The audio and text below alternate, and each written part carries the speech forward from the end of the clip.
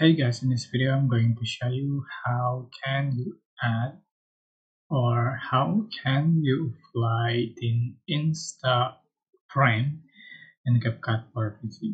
So first, you can select your videos or photos you like to edit, and for example,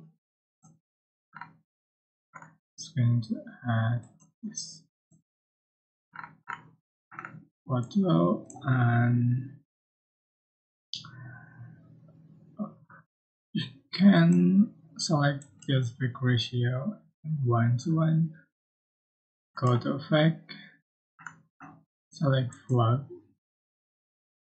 scroll down, you can find Insta, let's add to the track, and adjust for the duration assembly. So you can crop your photos or videos and select 1:1, just select your part and just confirm, and you can merge it with square lines.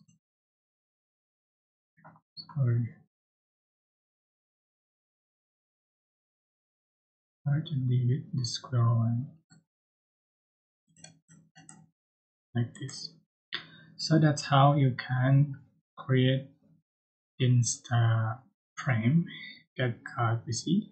I hope this tutorial was helpful for you. Don't forget to like, comment, share, and also subscribe. Thank you so much.